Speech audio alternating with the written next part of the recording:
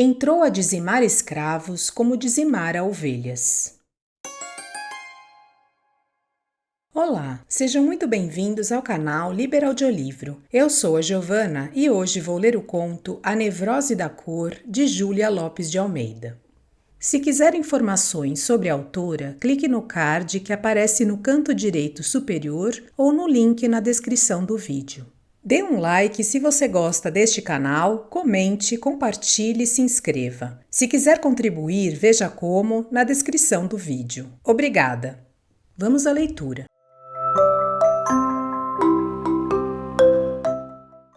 Desenrolando o papiro, um velho sacerdote sentou-se ao lado da bela princesa Cira e principiou a ler-lhe uns conselhos escritos por um sábio antigo. Ela ouvia-o indolente, deitada sobre as dobras moles e fundas de um manto de púrpura. Os grandes olhos negros cerrados, os braços nus cruzados sobre a nuca, os pés trigueiros e descalços, unidos à braçadeira de ouro lavrado do leito. Pelos vidros de cores brilhantes das janelas, entrava iriada a luz do sol, o ardente sol do Egito, pondo reflexos fugitivos nas longas barbas prateadas do velho e nos cabelos escuros da princesa, esparsos sobre a sua túnica de linho fino. O sacerdote, sentado num tamborete baixo, continuava a ler no papiro convictamente. Entretanto, a princesa, inclinando a cabeça para trás, adormecia. Ele lembrava-lhe: a pureza na mulher é como o aroma na flor. E de confessar a vossa alma ao grande Osíris, para a terdes limpa de toda a mácula e poderdes dizer no fim da vida: eu não fiz derramar lágrimas, eu não causei terror. Quanto mais elevada é a posição da mulher, maior é o seu dever de bem se comportar. Curvai-vos perante a cólera dos deuses. Lavai de lágrimas as dores alheias para que sejam perdoadas as vossas culpas. Evitai a peste e tende horror ao sangue. Notai bem, princesa, e tende horror ao sangue. A princesa sonhava. Ia navegando num lago vermelho, onde o sol estendia móvel e quebradiça uma rede dourada. Recostava-se num barco de coral polido, de toldo matizado sobre varais crivados de rubis. Levava os pés mergulhados numa alcatifa de papoulas e os cabelos semeados de estrelas. Quando acordou, o sacerdote, já de pé, enrolava o papiro, sorrindo com ironia. Ainda estás aí? Para vos repetir, arrependei-vos, não abuseis da vossa posição de noiva do Senhor de todo o Egito. Lavai para sempre as vossas mãos do sangue. A princesa fez um gesto de enfado, voltando para o outro lado o rosto, e o sacerdote saiu. E Cira levantou-se e, arqueando o busto para trás, estendeu os braços num espreguiçamento voluptuoso. Uma escrava entrou, abriu de par em par a larga janela do fundo, colocou em frente a cadeira de espaldar de marfim com desenhos e hieróglifos na moldura, pôs no chão a almofada para os pés e ao lado a caçoula de onde se evolava, enervante e entontecedor, um aroma oriental. E Cira sentou-se e, descansando o seu formoso rosto na mão, olhou demoradamente para a paisagem. A viração brincava-lhe com a túnica, e o fumo da caçoula envolvia-a toda. O céu azul escuro não tinha nenhum leve traço de nuvem. A cidade de Tebas parecia radiante. Os vidros e os metais deitavam chispas de fogo, como se aqui, ali e acolá houvesse incêndio. E ao fundo, entre as folhagens escuras das árvores ou as paredes do casaril, serpeava, como uma larga fita de aço batida de luz, o rio Nilo. Princesa de raça, neta de um faraó, Cira era orgulhosa. Odiava todas as castas, exceto a dos reis e a dos sacerdotes. Fora dada para esposa ao filho de Ramazés, e sem amá-lo, aceitava-o para ser rainha. Era formosa, indomável, mas vítima de uma doença singular, a nevrose da cor. O vermelho fascinava. Muito antes de ser a prometida do futuro rei, chegava a cair em convulsões ou delíquios ao ver flores de romanzeiras que não pudesse atingir, ou as listas encarnadas dos calaciris dos homens do povo. A medicina egípcia consultou as suas teorias, pôs em prática todos os seus recursos e curvou-se vencida diante da persistência do mal. Cira, entretanto, degolava as ovelhinhas brancas, bebia-lhes o sangue e só plantava nos seus jardins papoulas rubras. Na aldeia em que nascera e em que tinha vivido, Karnak forrara de linho vermelho os seus aposentos. Era neles que ela bebia em taça de ouro o precioso líquido. Princesa e formosa, a fama levou-lhe o nome ao herdeiro de Ramazés. E logo o príncipe, curioso, seguiu para essa terra. O seu primeiro encontro foi no templo. Ele esperava-a no centro do enorme pátio, entre as galerias de coluna, ansiosamente. Ela vinha no seu palanquim de seda, coberta de pérolas e de púrpura, passando radiante e indolente entre as 600 esfinges que flanqueavam a rua. Dias depois morria o pai de Cira, último descendente dos faraós, após a sua acostumada refeição de leite e mel.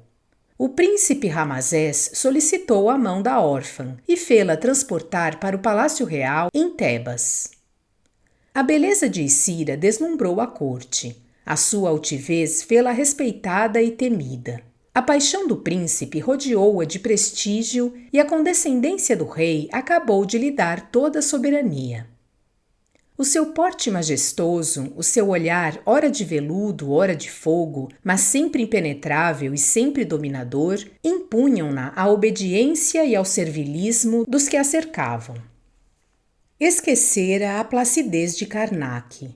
Lamentava só as ovelhinhas brancas que ela imolava nos seus jardins das papoulas rubras. A loucura do encarnado aumentou.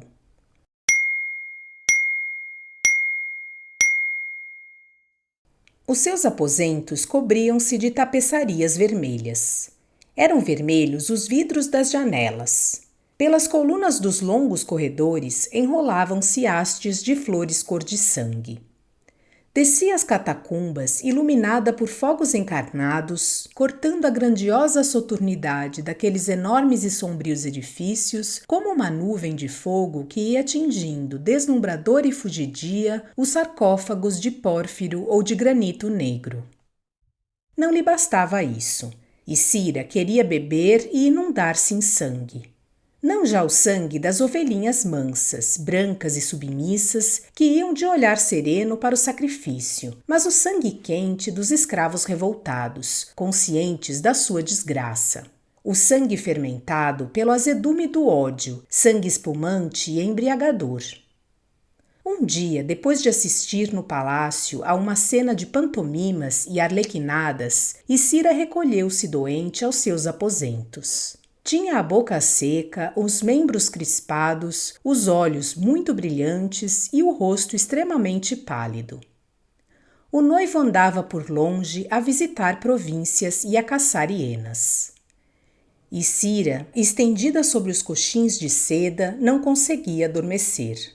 Levantava-se e volteava no seu amplo quarto, desesperadamente, como uma pantera ferida a lutar com a morte. Faltava-lhe o ar. Encostou-se a uma grande coluna ornamentada com inverossímeis figuras de animais entre folhas de palmeira e de lódão. E aí de pé, movendo os lábios secos, com os olhos cerrados e o corpo em febre, deliberou mandar chamar um escravo. A um canto do quarto, estendida no chão, sobre a alcatifa, dormia a primeira serva de Cira. A princesa despertou-a com a ponta do pé. Uma hora mais tarde, um escravo, obedecendo-lhe, estendia-lhe o braço robusto e ela, arregaçando-lhe ainda mais a manga já curta do calacíris, picava-lhe a artéria, abaixava rapidamente a cabeça e sugava com sôfrego prazer o sangue muito rubro e quente. O escravo passou, assim, da dor ao desmaio e do desmaio à morte. Vendo o extinto, Cira ordenou que o removessem dali e adormeceu. Desde então, entrou a dizimar escravos como dizimara ovelhas. Subiam queixas ao rei, mas Ramazés, já velho, cansado e fraco, parecia indiferente a tudo. Ouvia com tristeza os lamentos do povo, fazendo-lhe promessas que não realizava nunca. Não queria desgostar a futura rainha do Egito, temia. Guardava a doce esperança da imortalidade do seu nome. E essa imortalidade Isira poderia cortá-la como a um frágil fio de cabelo. Formosa e altiva, quando ele, Ramazés, morresse, ela, por vingança, fascinaria a tal ponto os 40 juízes do julgamento dos mortos que eles procederiam a um inquérito fantástico dos atos do finado, apagando-lhe o nome em todos os monumentos, dizendo ter mal cumprido os seus deveres de rei. Não, Ramsés não oporia sua força à vontade da neta de um faraó. Que a maldita casta dos escravos desaparecesse, que todo o seu sangue fosse sorvido com avidez pela boca rosada e fresca da princesa. Que lhe importava e que era isso em relação à perpetuidade do seu nome na história? As queixas rolavam a seus pés como ondas marulhosas e amargas. Ele sofria-lhe os embates, mas deixava-as passar. Isira, encostada à mão, olhava ainda pela janela aberta para a cidade de Tebas, esplendidamente iluminada pelo sol, quando um sacerdote lhe foi dizer, em nome do rei, que viera da província a triste notícia de ter morrido o príncipe desastrosamente.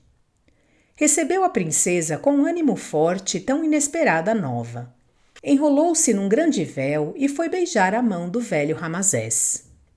O rei estava só. A sua fisionomia mudara, não para a dolorosa expressão de um pai sentido pela perda de um filho, mas para um modo de audaciosa e inflexível autoridade. Aceitou com frieza a condolência de Isira, aconselhando-a a que se retirasse para os seus domínios em Karnak. A egípcia voltou aos seus aposentos e foi sentar-se pensativa no dorso de uma esfinge de granito rosado a um canto do salão. A tarde foi caindo lentamente. O azul do céu esmaecia. As estrelas iam a pouco e pouco aparecendo e o Nilo estendia-se cristalino e pálido entre a verdura negra da folhagem. Fez-se noite. Imóvel no dorso da esfinge, Isira olhava para o espaço enegrecido, com os olhos úmidos, as narinas dilatadas, a respiração ofegante.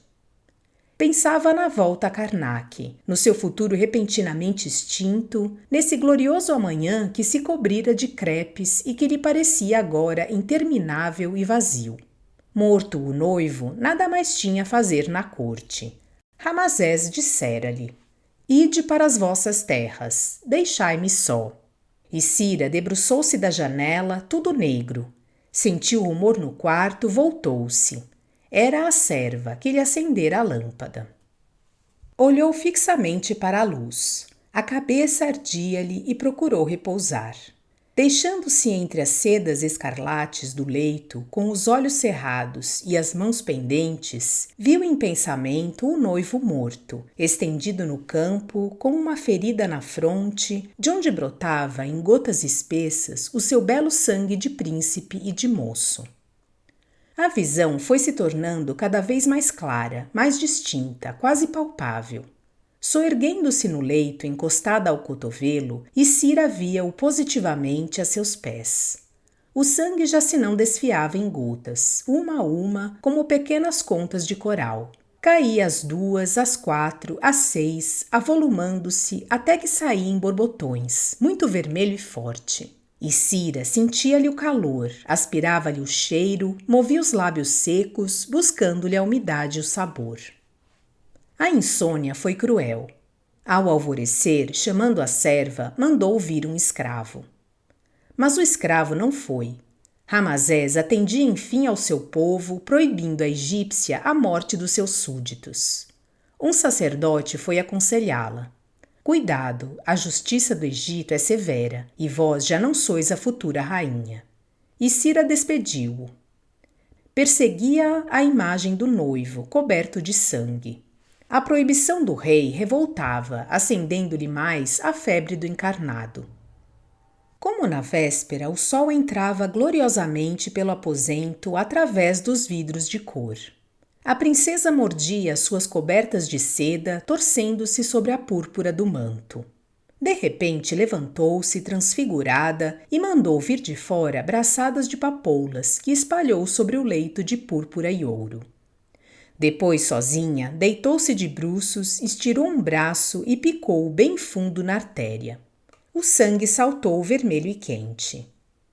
A princesa olhou num êxtase para aquele fio coleante que lhe escorria pelo braço e, abaixando a cabeça, uniu os lábios ao golpe.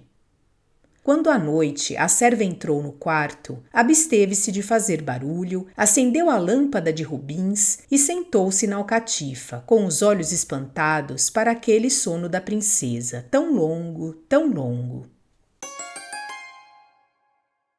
Desejo que tenham gostado do conto A Nevrose da Cor, de Júlia Lopes de Almeida. Obrigada por sua companhia e até a próxima!